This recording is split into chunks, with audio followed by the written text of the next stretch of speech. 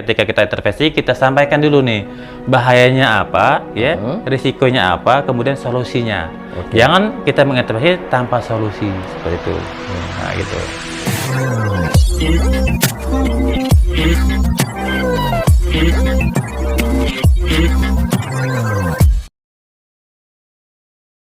Assalamualaikum warahmatullahi wabarakatuh. Kembali lagi bersama saya Hadi Sastra. Kali ini kita sudah di podcast Paguyuban Safety Representative, di mana kita akan membahas tentang mendalam tentang K3, dan juga kita sudah kehadiran narasumber yang ganteng, ya keren juga, yang pastinya sudah mengetahui tentang K3.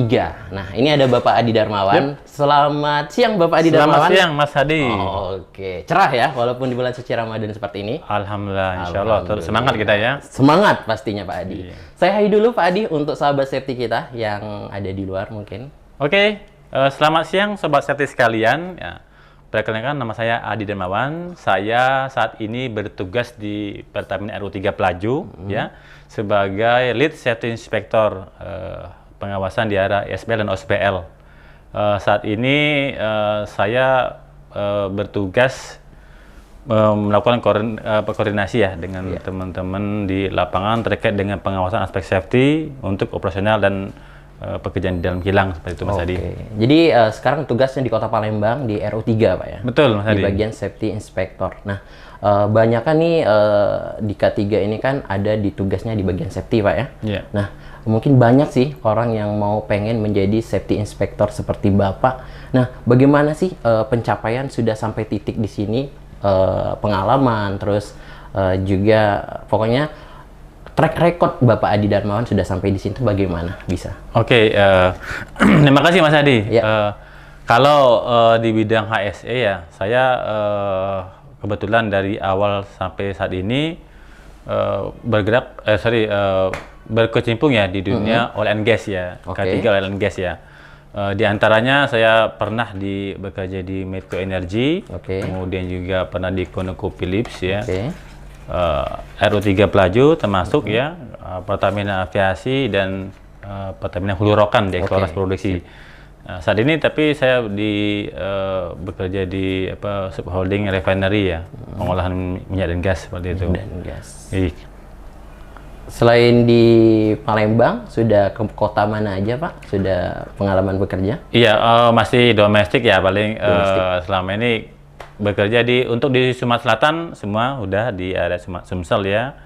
Kemudian di RU2 Dumai kita di RU Dumai, kemudian di Cilacap dan juga di Kalimantan.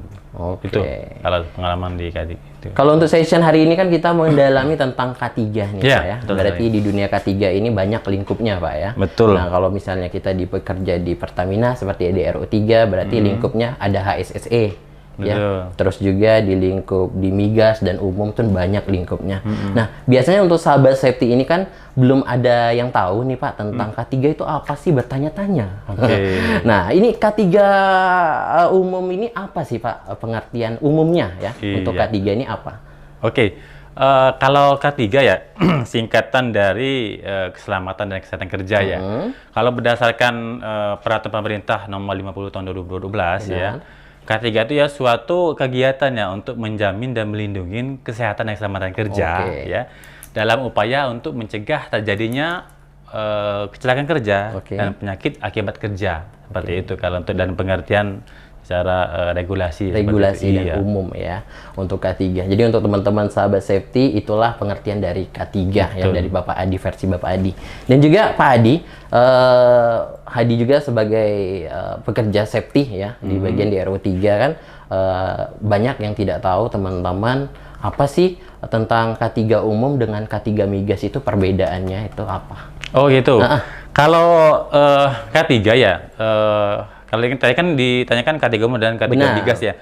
Sebenarnya kalau untuk K3 itu dalam sektor industri itu sangat luas ya. Benar. Jadi ada industri oil and gas, minyak dan gas, ada pertambangan batu bara, ada power plant pembangkit listrik, ada plantation perkebunan, ada rumah sakit ya, ada juga retail dan berbagai macamnya seperti itu. Nah, semua ini yang membedakannya itu objek objek pengawasan ya seperti itu ya. Nah, balik lagi tadi ke K3 umum dan K3 migas ya. Kalau K3 umum ya itu keselamatan kerja pada industri secara general, secara umum.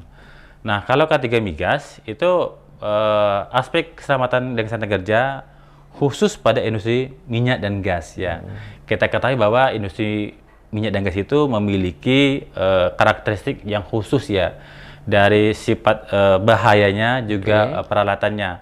Kalau di industri migas itu spesifik dia major hazardnya atau bahaya terbesarnya ialah tadi toksit ya, keracunan, kebakaran dan peledakan. Nah, tapi kalau di K3 umum sektor general itu sangat luas ya. Ada dari bahaya dari faktor fisika, kebisingan, getaran, pencahayaan, lifting, mechanical itu secara umum ya. Tapi kalau untuk di migas secara khusus. Nah, sebenarnya perbedaannya pada objeknya saja sih seperti itu. Ya, seperti itu kalau objek yang sangat luas dan agak menyempit lah Pak ya. Tapi kalau semua K3 umum sama K3 migas itu pastinya ada bahaya semua Pak ya. Betul, sama-sama memiliki risiko bahaya yang tinggi kan seperti itu. Selain sebagai safety inspector di RU3, Bapak juga selain bekerja ada sampingan seperti ngajar atau yang lain? Tidak ada? Aduh nih, sampingan ya. Ya, karena K3 ini atau safety atau HSE ya disebut ya. Ini merupakan suatu profesi ya, yang mana profesi itu tidak terikat pada suatu perusahaan ya. Jadi ketika kita bekerja di suatu perusahaan, kita juga bisa bekerja di luar secara freelance ya, seperti itu. Kalau untuk di luar, beberapa pengalaman mengajar ataupun melakukan training di luar, beberapa sering ya, diajak oleh pihak PJK 3 untuk sebagai instruktur, sebagai trainer untuk pelatihan K3. Kemudian juga kalau untuk konsultan beberapa kali pernah ya diminta oleh beberapa perusahaan untuk menyusun dokumen CSMS ya, dokumen Contractor Safety Management System, yaitu satu dokumen yang persyaratan kualifikasi ketika mengikuti tender. Itu harus wajib kita ketahui sebagai safety Pak ya? Wajib. Nanti kita akan bahas nanti di belakang. Kita di belakang lebih dalam lagi ya. Jadi untuk sahabat safety sedikit ya itu tentang mengenai safety inspector kita yang bekerja di RU3 Bapak Adi. Dan lanjut Pak Adi ya, ini sedikit profil nih ya Pak Adi. Boleh. Karena sedikit profil ini kita opening dulu ya. Opening profil.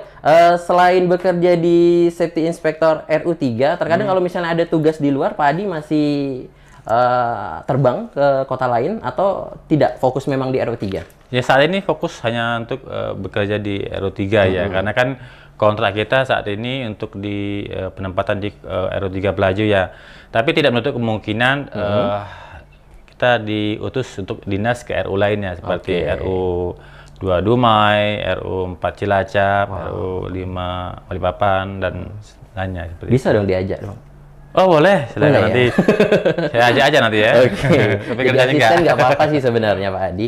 Oke Pak Adi, mungkin sedikit nih kalau kita terbang ke tanggung jawab nih tentang safety. Apa sih tanggung jawab sebagai safety yang berkualitas menurut Pak Adi? Ya, kalau secara general tanggung jawab seorang safety atau HSE ya. Tujuannya sebenarnya satu ya, yaitu mencegah terjadinya kecelakaan kerja atau zero incident ya. Kita juga kita sering dengar dengan zero fatality ya, seperti itu. Itu goal, tujuan utamanya. Tapi tanggung jawab secara di lapangan sebenarnya seorang safety atau HSE itu melakukan suatu observasi di lapangan ya, apakah di situ ada terdapat potensi bahaya ya. Kemudian melakukan penilaian risiko ya. Risiko apa saja yang dapat terjadi di situ. Kemudian apakah risiko itu sedang, medium, rendah ataupun tinggi.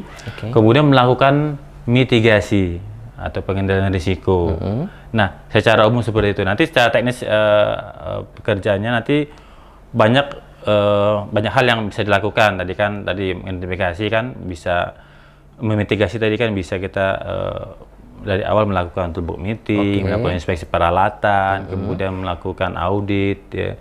kemudian melaksanakan meeting dan sebagainya macamnya seperti itu. Oke, itu termasuk dari tanggung jawab sebagai safety kita ya di dalam perusahaan, Pak betul, ya. seperti itu. Terus juga Pak, yang mau ditanyain selain tanggung jawab safety ini juga apalagi di bagian migas ya. Kalau di bagian migas ini banyak regulasi yang memang sudah tertera di migas seperti di RU 3 itu kan sebelum kita bekerja itu biasanya kita harus pertama kali yang pastinya itu harus ada surat izin kerja. Betul. Nah, sebagian untuk mungkin sahabat safety yang tidak tahu nih apa sih surat izin kerja itu, Pak?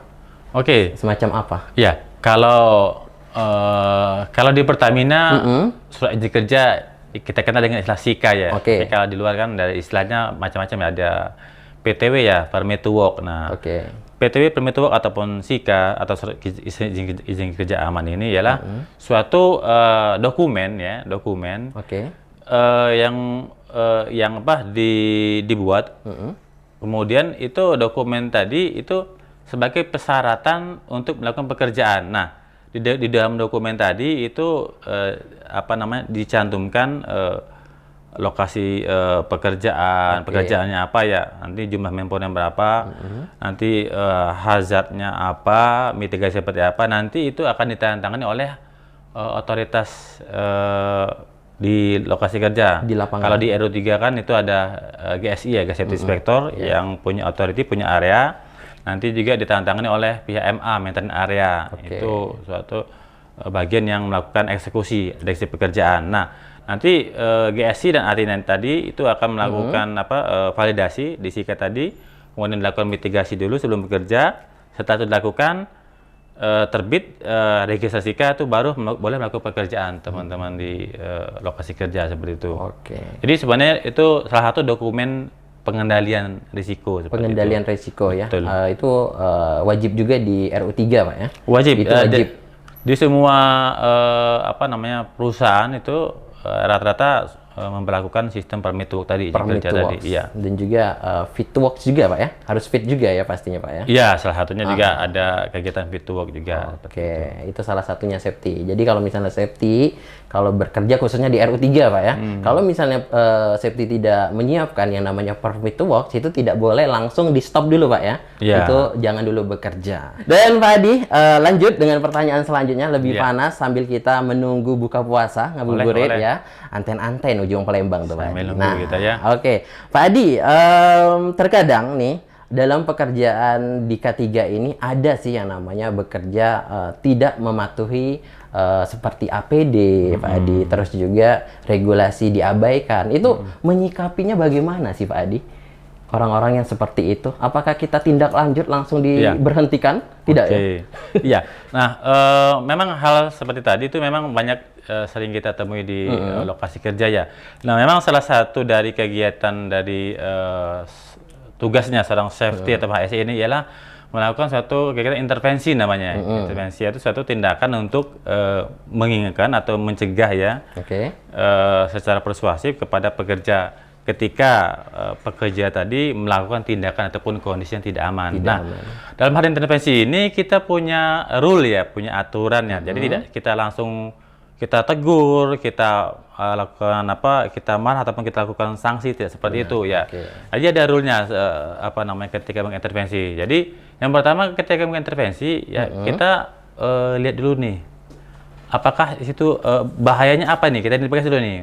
Misalnya ada bahaya di ketinggian, misalnya ada bahaya kebakaran atau peledakan seperti itu ya. Kemudian juga kita nih ketika kita sudah tahu bahaya tadi ya, kemudian kita lihat dulu nih, apakah tindakan atau kondisi tadi risikonya tinggi ataupun rendah, tinggi ataupun rendah ya. Jadi kita bisa skala prioritas ya. Kalau itu risiko yang sangat tinggi, itu bisa kita langsung lakukan penyetopan pekerjaan. Tapi kalau itu risikonya rendah ya, itu bisa kita sembari nanti dia selesai bekerja baru kita sampaikan intervensi seperti itu. Jadi kita lihat dulu nih apakah itu risikonya tinggi atau rendah seperti itu ya, skala prioritas ya. Nah, kemudian setelah kita tentukan tadi skala prioritas tadi ya, kemudian kita harus memahami karakter dulu ya si pekerja. Nah, ini dalam memahami dalam ilmu K3 kan sebenarnya ilmu multidisiplin ya. Kita juga belajar mengenai ilmu psikologis ya, si pekerja tadi. Nah, jadi kita harus tahu nih pekerja tadi ya. Apakah pekerja itu dia orangnya temperamen, ya? Apakah pekerja itu dia orangnya selalu minta dihormati, misalnya ada kan gitu kan orang-orang yang harus atau dituakan gitu kan? Gila hormat. Atau gila hormat kalau kata bilangnya. Atau suka bercanda atau suka berkelakar bahasa gitu. Tapi ya. lucu kadang. Dan lucu juga garing ya. Nah, kita harus tahu dulu karakter tadi. Nah, sehingga nanti kita bisa tentukan apa langkah tepatnya seperti itu. Kalau misalnya nih si pekerja tadi misalnya dia orang lebih tua ya, atau dia merasa memiliki pengalaman banyak, kita mungkin menyampaikan intervensi tadi dengan bahasa yang halus, bisa dengan mohon maaf Pak, ya, atau Pak mohon Pak bisa dibantu seperti itu. Nah, dengan kata-kata awal itu dia pasti akan mengena. Nanti bagi kita masukkan intervensinya apa sih tindakan yang dia salah tadi seperti itu kan. Nah, beda hal lagi dengan orang yang temperamen yang mudah marah kan. Nah, kita juga pasti kita gunakan cara lain seperti itu. Juga misalnya si pekerja tadi dia orangnya dia lebih senangnya bercanda gitu kan. Boleh kita kasih jokes juga, tapi kita masukkan intervensi kita tadi. Apa sih kesalahan dia tadi, bahayanya apa ya, kemudian sampaikan apa sih solusinya seperti itu. Nah, itu sih secara singkat itu rule-nya ya. Jadi kita harus tahu dulu bahaya apa yang kita temukan, risikonya apakah itu tinggi atau rendah, sehingga kita bisa tentukan ya apakah kita bisa langsung stop langsung atau kita nanti dulu setelah selesai bekerja, kemudian kita tahu karakter mereka seperti itu. Nah, maka itu pendekatan kepada pekerja itu harus perlu penting ya. Pendekatan awal. Betul. Karena ketika kita sudah dekat, ya kita bisa lebih enak menyampaikan tadi pesan-pesan keselamatan seperti itu. Tapi tentunya ketika kita intervensi, kita sampaikan dulu nih bahayanya apa, ya, risikonya apa, kemudian solusinya. Jangan kita mengintervensi tanpa solusi seperti itu. Nah, gitu. Kita sudah cerita panjang, tapi tidak ada solusi. Betul. Akhirnya nanti di lapangan malah bersih tegang. Akhirnya nanti cekcok seperti itu terkadang terjadi problem di perusahaan ya. Itu salah satunya tidak perkenalan dulu Pak ya. Kalau kita di RO3 itu yang namanya safety talk dulu ya Pak ya. Safety talk itu kita perkenalan awal dulu. Setiap pagi safety talk itu suatu kegiatan yang rutin, yang wajib, yang penting ya. Jadi itu untuk menyampaikan pada pagi itu apa sih progres pakainya hari ini. Pembagian tugasnya seperti apa, kemudian bahaya apa yang akan nanti ditemuin. Benar sekali. Seperti itu. Nanti mitigasi seperti apa. Nah, setelah mereka paham, baru teman-teman boleh bekerja. Seperti itu. Jatuhnya kalau tidak kenal itu tak sayang. Jadi kalau misalnya tidak kenalan, nak kemana arah tujuan gawean ini? Jadi sedikit ya.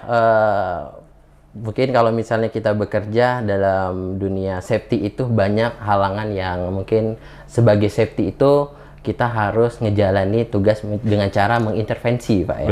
Nah, intervensi ini apalagi kalau misalnya kita bekerja di luar kota. Jadi tipe seseorang itu lain-lain Pak di Darmawan ya. Tergantung sama rambut panjang, sama rambut hitam tapi lain sifat Pak Adi.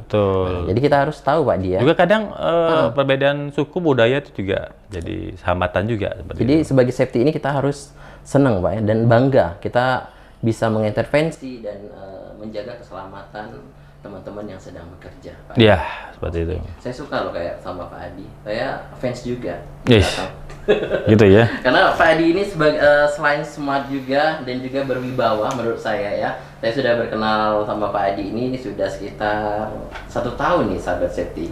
Jadi sudah tahu, dan Pak Adi ini orangnya juga selain bekerja juga mengisi pelatihan juga. Pak Adi terakhir ya, pelatihan di RO3 di diklat Pak ya dia? Iya, resertifikasi sertifikatif RO3 ya, untuk persiapan kegiatan TA, turnaround yang saya maintenance. Untuk RO3 ya Pak ya? Betul. Insya Allah itu berapa orang Pak yang akan menjadi safety new?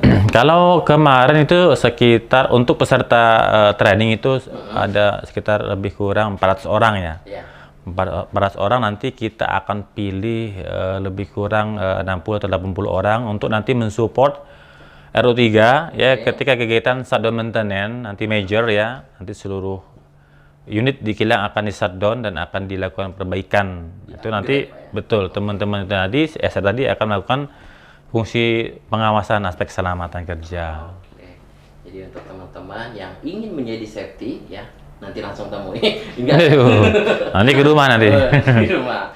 Oke, Pak Adi, selanjutnya untuk tadi kan sudah rules cara memberitahu teman-teman, mungkin banyak sih teman-teman yang bekerjanya tidak standar menggunakan APD. Nah, dikitlah role play kita Pak Adi, cara mungkin kalau bekerja di RO3 itu banyak dalam ketinggian Pak Adi. Dalam bekerja ketinggian itu cara mengintervensi, role play dikit Pak Adi, kayak mana mau dengar mungkin sahabat safety, intervensi safety itu bagaimana sih? Boleh Pak Adi dijalankan atau maksudnya di apa? Langsung aja. Contoh gitu ya. Mungkin saya tidak menggunakan full body harness, terus iya. Bapak Adi datang mengintervensi. Caranya kayak mana? Oh gitu. Nah kita pendekatan gini, biasanya kadang kita kan kebanyakan kan orang Palembang nih. Kalau Palembang biasanya kan dengan bahasa lugas ya. Biasanya pagi kita panggil nama itu panggilan. Biasanya kita panggil Mang. Wah, seperti kan. Tadi bukan Mang becak ya. Ya kita minta turun dulu seperti itu. Nah, karena dia di ketinggian kan, karena nggak mungkin kita ngomong kan nggak bisa nih, nggak nyampe dan juga nggak kedengeran kan. Kita turun dulu, nanti setelah turun ya, nah kita aja diskusi seperti itu. Kita sampein dulu, Mang, tadi di atas tadi ada yang kurang nggak seperti itu. Apa ya? Nah, kalau dia misalnya ingat, oh iya Pak, iya nggak pakai ini Pak, full body harness. Nah, baru kita sampaikan pentingnya tadi, Mang, kalau kita di pucuk tidak pakai body harness atau tidak nyantolin, kalau jatuh pasti dampaknya apa Mang? Ada dua pilihan, rumah sakit, kuburan. Nah dengan langsung kita sampai itu, dia langsung berpikir, oh ya. Tapi kadang beberapa mereka yang bagus, oh langsung, ya Pak mau kasih Pak, langsung dipakai. Tapi ada beberapa juga kadang-kadang menolak ya, artinya gini, dia merasa sudah pengalaman, oh udah Pak, aku tahu Pak, seperti itu. Kenapa sih Pak, saya sudah lama nih nggak pakai, sudah biasa pakai biasanya nggak pakai body harness. Betul. Sampai sekarang nggak terjadi apa-apa. Betul. Itu kayak mana tuh Pak? Iya. Ya, kadang-kadang gini, kita yang lebih enak tuh kita pendekatan kekeluargaannya. Ketika menyampaikan intervensi. Masuk kakak. Masuk kakak nggak tuh, jadi anggota keluarga ya? Enggak. Maksudnya gini, ketika kita ada mereka melakukan tindakan atau kondisi tidak aman, tindakan tidak aman lah ya, itu kita langsung melakukan pendekatan kekeluargaan. Seperti ini gini, misal contohnya, Pak, kalau Bapak celaka, yang rugi siapa? Bukan kami Pak, keluarga Bapak di rumah, uang rumah, anak di rumah, itu nunggu Bapak balik. Ya. Berpikir dia Pak. Berpikir pasti. Ketika Bapak celaka, nah, yang rugi siapa? Istri Bapak tadi, dia akan sedih. Terus siapa lagi Pak yang akan menafkahi Pak kalau Bapak sakit ataupun celaka? Itu langsung mengena cespleng seperti itu. Blank, ya? Iya, langsung dia nurut. Itu kebanyakan rata-rata ketika pendekatan kekeluargaan itu pasti mengena. Juga kadang-kadang beberapa safety campaign banner itu, kadang-kadang kita juga menggunakan istilah kekeluargaan juga, atau istilah yang paling fenomenal. Contoh misalnya pelakor, penyebab lahirnya korban, atau ada juga istilah poligami itu kan. Nah, itu di mereka lebih cepat mengena ataupun lebih cepat masuk seperti itu ya. Safety campaign ataupun pesan keselamatan tadi. Pesan-pesan di dunia safety. Betul. Tapi pada dasarnya sih intinya ketika kita sampaikan, kita sentuh dengan keluarga itu kebanyakan mereka langsung menerima seperti itu. Menerima. Betul. Ya. Jadi sangat khusus ya, sangat diutamakan dalam dunia safety ini harus perkenalan dulu ya. Jadi jatuhnya perkenalan dulu dan merangkul sama pekerja Pak Adi ya. Betul, kita tahu karakter mereka dahulu seperti itu. Lanjut Pak Adi, Iya. Banyak sih kita sebagai safety tantangan nih Pak Adi. Nah, kita kembali ke tantangan. Tantangan terbesar sebagai pribadi Pak Adi nih, tantangan sebagai safety inspector. Dan bagaimana sih menyikapinya Pak Adi? Oke, terima kasih Mas Hadi. Ya. Kalau dalam profesi K3 atau safety ini ya, memang tapi sih sebenarnya pada dasarnya semua profesi kan memiliki tantangannya. Nah, tapi khususnya di profesi ketiga top safety ini tantangannya, kalau tantangan sih ada tantangan dari internal dan eksternal ya. Kalau dari internal, dari pribadi kita ya, yang mana kita harus banyak menambah wawasan, juga mengupgrade kompetensi seperti itu. Nah, di mana ketika kita akan melakukan pengawasan, hal itu dibutuhkan. Jadi kita harus terus menambah wawasan dan kompetensi dalam aspek skill dari K3 untuk melakukan pengawasan. Itu tantangan dari internal.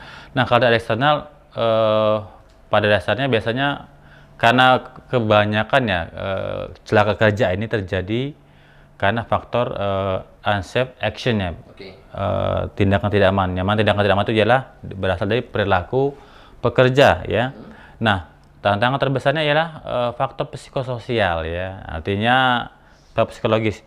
Karena beberapa yang kita temuin itu ada saja pekerja yang ketika kita menyampaikan ya aturan ataupun keselamatan, ada yang tidak menerima atau mereka punya ego yang tinggi atau dengan jabatannya yang lebih tinggi, jadi sehingga pesan-pesan yang kita sampaikan itu tidak diterima seperti itu. Jadi akhirnya kita di lapangan sering kita adu mulut ya, karena kita sampaikan mengenai aspek safety, sehingga juga mereka mengotot dengan pendiriannya masing-masing seperti itu. Nah, itu faktor dari psikologis dan psikososial ya, seperti itu. Juga kadang juga yang tantangan lain ialah ketika kita dihadapkan dengan suatu kondisi urgent ya. Urgent, terkadang beberapa pekerjaan yang harus urgent nih, yang harus dilakukan segera. Ya, ketika itu tidak dilakukan ya akan berdampak pada kerugian ya, seperti misalnya properti ataupun terjadi insiden. Nah, ketika hal itu terjadi, kita juga harus tetap mengutamakan keselamatan kerja ya, aspek safety. Nah, ketika pekerjaannya urgent, juga kita harus pekerjaannya juga kita harus menerapkan prinsip safety. Nah, itu terkadang ya, kalau kita menerapkan prinsip safety, kita harus tadi seperti mengikuti prosedur, ya, kemudian ada step by step yang kita laluin kan. Nah, artinya pekerjaan ini tidak bisa dilakukan segera kan. Nah, itu terkadang berseberangan antara faktor dari progres pekerjaan dengan aspek safety seperti itu. Nah, dulu waktu saya pernah di kontraktor dulu ya, pernah dulu di subkonnya Medco Energy seperti itu. Kadang-kadang kita dari project manager pengen pekerjaan cepat selesai ya, tapi aspek safety tidak diterapkan. Ya. Kalau menerapkan aspek safety, terkadang konsekuensinya pekerjaan tidak lakukan dengan cepat seperti itu. Nah, itu berseberangan ini yang terkadang jadi juga tantangan kita. Artinya kita harus mencari solusi gimana pekerjaan itu tetap bisa dilakukan dengan cepat, tapi juga dilakukan dengan faktor yang safe, aman. Benar. Seperti itu. Karena kalau kita sudah mau cepat-cepat bekerja, jadi APD-nya itu terbengkalai. Betul, kadang-kadang mau cepat kerja, akhirnya SOP tidak dilakukan, kemudian untuk proteksi tidak disediakan, kan, kemudian dari protection APD-nya tidak lengkap. Benar. Seperti itu, kan, seperti itu kadang tantangannya. Itu tantangan terberat ya. Iya. Tapi kalau tantangan Bapak Adi selama di dunia safety, apa Pak yang berat sekali? Ada? Atau cekcok sama pekerja? Tidak pernah? Ada? Kalau sama pekerja ya itu ya, kalau memang kita beradu argumen pasti tidak semua orang menerima semua ya. Ada beberapa aja yang tidak menerima. Kadang-kadang kita ya beradu mulut seperti itu kan. Tapi tidak sampai kita sampai ke berkelahi. Karena di dunia kerja itu kita sini kan mencari nafkah nih, bukan cari musuh kan. Benar, iya. Semua pekerjaan itu kita ada tantangan semua, betul. Pak, ya? Bukan di bagian safety juga, iya. bagian dokter, pilot, semua ada tantangan semua. Betul. Ya, profesi. Oke, Bapak ya. Jadi untuk tantangan terberat mungkin beradu argumen itu paling banyak untuk dunia safety, Pak. Iya, makanya tadi kita harus menambah banyak wawasannya. Pengawasan dari aspek safety, regulasi, juga aspek teknik pekerjaan seperti itu. Oke. Wah, sangat seru nih untuk sahabat safety untuk hari ini. Dan juga Pak Adi, boleh deh sedikit lagi 3 pertanyaan lagi mungkin Pak Adi ya. Boleh, siap. Karena Mungkin kita semakin semangat karena untuk sahabat safety mau tahu lebih dalam lagi tentang safety ini apa sih K3 ini ya. Iya. Nah, untuk menurut Bapak nih ya, menurut Bapak apa sih kunci keberhasilan dalam profesi sebagai seorang safety ini Pak Adi? Oke, baik Mas Adi ya. Ya. Jadi dalam profesi safety ini ada kunci-kunci keberhasilannya untuk kita dari segi karir kita bisa meningkat, juga dari segi performa kita bisa bagus ya. Karena banyak beberapa safety ataupun K3 yang di lapangan itu mereka tidak kurang memahami ya apa sih yang mereka lakukan seperti itu. Nah, ini kalau menurut saya secara pribadi ya ada 4 hal yang harus dilakukan dan ditetapkan oleh seorang yang memiliki profesi safety ataupun HSE ini ya. Yang pertama yaitu attitude ya, sikap dan perilaku ya. Pastinya itu yang paling kunci utamanya. Kenapa? Seorang HSE dia sebagai role model kan, sebagai contoh. Bagaimana dia harus memberikan contoh terbaik kepada pekerja sehingga pekerja itu bisa mengikuti dan menerima apa yang disampaikan. Kalau kita tidak melakukan contoh, bagaimana mereka bisa mengikuti kan seperti itu kan? Nah, tadi kita harus sebagai role model kita mengasihkan contoh dulu seperti itu ya. Nah juga kita harus memiliki sikap yang disiplin. Ya, gimana kita harus melaksanakan tugas dengan tepat waktu, kemudian juga kita memiliki sikap yang ramah kan kepada pekerja ya, sehingga bisa bersama-sama kita mengena kepada mereka. Nah, sikap attitude inilah yang menjadi poin penting juga kunci keberhasilannya.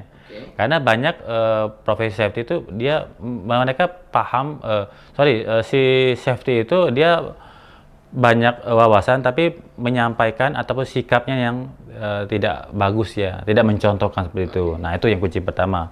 Jadi attitude ataupun sikap ya. Nah, yang kedua kunci keberhasilan dan sebagai seorang profesi K3 atau HS tadi ialah work paper ya, pekerjaan kertas ataupun laporan ya. Bagaimana si seorang safety atau HSE ini dia bisa mendeskripsikan pekerjaan di lapangannya itu menjadi suatu tulisan ataupun laporan. Nah, dari laporan tadi kan akan dibuat suatu analisa ya, sehingga nanti bisa bisa disimpulkan kinerja performa dari HSE yang sudah diterapkan, pun ketika memang ada finding atau kekurangan apa mitigasinya seperti itu. Nah, kebanyakan teman-teman kita di lapangan itu minim ya kemampuan untuk membuat reporting. Nah, ini dalam HSE atau safety ini, profesi ini sangat diperlukan gimana tuh reporting itu dibuat ya. Nanti ada reporting daily, weekly maupun monthly. Nanti juga ada reporting untuk rapat ke manajemen atau direksi untuk melihat kinerja penerapan K3 di perusahaan yang kita lakukan pengawasan tadi seperti itu. Nah itu karena HSE ini itu tanpa laporan itu bisa dikatakan pekerjaan nol. Ya, bagaimana orang percaya ketika kita sudah melakukan inspeksi kalau tidak ada checklistnya? Bagaimana orang percaya kalau sudah lakukan audit tapi tidak ada buktinya, evidence dari work paper tadi? Nah itu. Jadi yang kedua ini sangat penting juga. Jadi work paper. Yang pertama tadi attitude ya, yang kedua work paper. Dan yang ketiga yaitu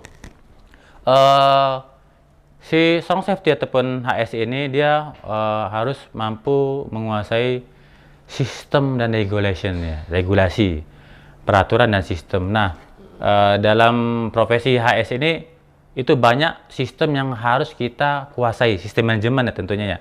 Ada sistem manajemen K3 yaitu ISO 45001, ada sistem manajemen lingkungan ISO 14001 ya, dan macam-macam ya seperti itu. Nah, sistem ini kita harus kuasai. Kenapa? Karena dalam menerapkan sistem, terutama SMK 3 ya. SMK 3 ini kan sistem manajemen K3 ya. Nah, itu kita harus kuasain ya. Sistem manajemen K3 kita kuasai dari step by step-nya. Kemudian juga nanti ketika kita akan melakukan tender, prakualifikasi juga kita dituntut harus melakukan atau membuat dokumen CSMS. Nah, itu juga betul, itu juga termasuk dari sistem K3 tadi. Nah, kita harus menguasai sistem. Kebanyakan teman-teman di lapangan itu tidak menguasai sistem dari K3 tadi, SMK 3 atau ISO, itu tidak mereka pahamin. Padahal kalau mereka pahami itu, mereka bisa menerapkan secara full cycle dari awal hingga ke audit sampai berulang-ulang seperti itu ya. Nah, itu dari sistem. Kemudian juga regulasi tadi kan. Nah, bagaimana sih teman-teman seorang safety ataupun HSE ini, dia harus memahami regulasi-regulasi dari safety ya. Ya, bagaimana dalam pekerjaan ruang terbatas itu apa sih regulasinya, persyaratannya apa, nanti pekerjaan di ketinggian, nanti untuk pekerjaan lifting operation itu regulasinya apa yang mereka harus pelajarin dan mereka ikuti. Nah, kebanyakan teman-teman di lapangan juga itu tidak menguasai regulasi aturan-aturan yang berlaku. Kan kita nanti banyak nih akan kita ikuti ya, ada Permenaker, ada undang-undang, ada peraturan pemerintah kan. Nah, itu semua itu harus kita kuasain. Bagaimana kita menyampaikan regulasi tadi ke pekerja. Contoh sederhana paling simpel. Kita mengintervensi pekerja ketika tidak ada APAR ya, alat bahan api ringan ya. Nah, yang mana ketika pekerjaan panas itu di Permenaker nomor 4 tahun 80 itu wajib ada menyediakan alat pemadam api ringan. Nah, jadi betul. Jadi kita menyampaikan intervensi mengacu kepada regulasi seperti itu ya. Kemudian juga ketika ada pekerjaan di konstruksi nih, kita mengacu ke Permenaker nomor 1 tahun 80 tentang ketiga konstruksi. Ya, nah, nanti butir-butir nanti akan kita sampaikan. Nah, kalau kita tidak tahu regulasi, apa yang akan kita sampaikan itu nol seperti itu. Zero ya. Zero. Nah, itu yang ketiga ya dari sistem dan regulasi. Nah, yang keempat yang paling penting juga yaitu ya skill dan kompetensi. Nah, kita juga harus memiliki skill dan kompetensi dibuktikan dengan sertifikat ya. Nah, makanya teman-teman ketika ada beberapa pekerjaan disyaratkan nih harus memiliki sertifikasi misalnya K3 Migas atau sertifikasi H2S atau sertifikasi TKBT Tenaga Kerja Bangunan Tinggi. Nah, di situ sangat penting. Kenapa? Ketika kita memiliki sertifikasi tadi, bahwa kita telah berkompeten dan telah berwenang untuk melakukan suatu tugas tadi. Contoh, kalau kita tidak memiliki sertifikasi AGT, Authorized Gas Detector, kita tidak bisa melakukan gas test ya, karena kita tidak memiliki kewenangan. Seperti itu ya. Kalau kita melakukan tanpa sertifikasi, artinya kita melakukan pelanggaran regulasi atau undang-undang seperti itu. Nah, 4 poin ini ya, tadi dari attitude ya, kemudian sistem dan regulation, work paper dan skill kompeten, ini 4 ini kunci keberhasilan dari seorang safety ataupun HSE dalam menerapkan suatu sistem K3 di perusahaannya masing-masing. Oke, itu kunci keberhasilan. Kunci keberhasilan itu menurut pendapat saya pribadi. Oke, jadi untuk sahabat safety, kunci keberhasilan tadi ada 4. Yang pastinya ada attitude ya, ada pekerjaan work paper, report ya, ada sistem dan regulation dan skill kompetensi. Itu harus dimiliki oleh para safety mungkin yang baru pengen bekerja di bagian safety, itu harus miliki ya. Dan juga terakhir finally Pak Adi Darmawan, soal pamungkas mungkin ya. Menurut Pak Adi atau kepribadian Pak Adi lah mungkin. Iya, boleh. Suka dan duka nih sebagai profesi safety, Pak Adi. Ditanya suka dan duka ya, sukanya pasti ada dan dukanya pasti ada. Dari yang dukanya dulu ya. Tapi kayaknya kebanyakan sukanya ya. Dukanya juga ada. Oke. Kalau dukanya ya, karena kita ini sekarang profesi ya, jadi di mana kita ditempatkan kita harus siap ya untuk bertugas dimanapun ya. Jadi dulu sering saya bekerja jauh dari keluarga ya, jauh dari keluarga pun juga pulang dari waktu yang lama dulu ya. Nah, tapi sekarang berapa, Pak? paling lama sekitar 5-6 bulan ya, ninggalkan keluarga. Itu dukanya ya. Karena memang tuntutan dari profesi pekerjaan ya, seperti itu. Tapi di dunia migas ya ataupun itu tentunya ada juga roster ya ataupun schedule. Tentunya pasti ada, tapi biasanya paling lama kalau di migas itu 1 bulan, paling cepat 2 minggu seperti itu ya. Juga ada schedule yang 5 hari kerja 2 hari off ya. Tapi tadi yang dukanya paling banyak yang ketika kerja jauh seperti di Kalimantan atau di Jawa gitu kita untuk pulangnya susah, artinya jauh dari keluarga.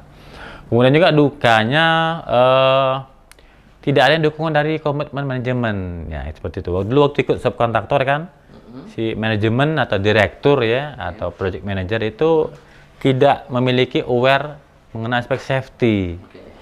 Ya, kemudian manajemen juga tidak aware mengenai aspek safety, akhirnya seluruh program-program kerja K3 kita itu tidak bisa dilaksanakan.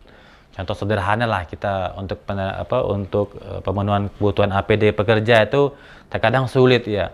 Kita mintanya 10, datangnya 5. Ya.